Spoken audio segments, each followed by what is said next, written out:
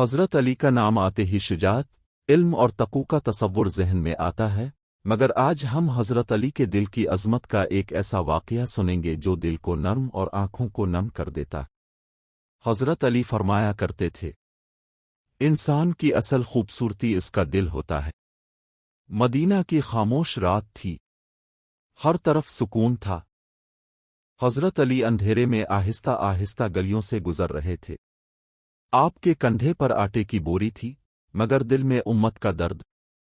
آپ ان گھروں تک پہنچتے جہاں بھوک بسیرا کیے ہوئے تھی، نہ کوئی شور، نہ پہچان، وہ صرف اللہ کی رضا۔ ایک گھر میں ایک بیوہ اور اس کے ننھے بچے بھوک سے رو رہے تھے۔ حضرت علی نے خود چولہا جلایا، کھانا تیار کیا اور بچوں کو اپنے ہاتھوں سے کھلایا۔ پھر ان کے ساتھ بیٹھ کر مسکرائے تاکہ ان کے دل کو تسلی ملے۔ وہ بیوہ نہیں جانتی تھی کہ مدد کرنے والا کون ہے۔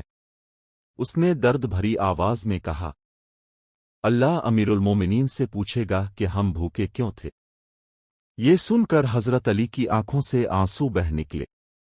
آپ نے دل ہی دل میں عرض کیا، اے اللہ، علی کو معاف فرما۔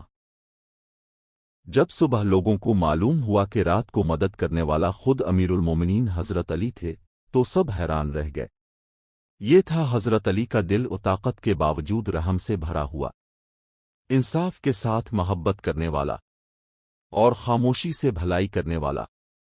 حضرت علی نے ہمیں سکھایا، اصل عظمت طاقت میں نہیں بلکہ نرم دل ہونے میں ہے، جو معاف کرنا جانتا ہو اور جو دکھ میں ساتھ دے۔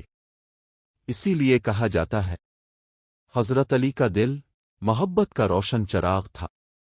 اگر ہم بھی اپنے دل میں حضرت علی جیسا رحم اور انصاف پیدا کر لیں تو معاشرہ خود بخود خوبصورت بن جائے۔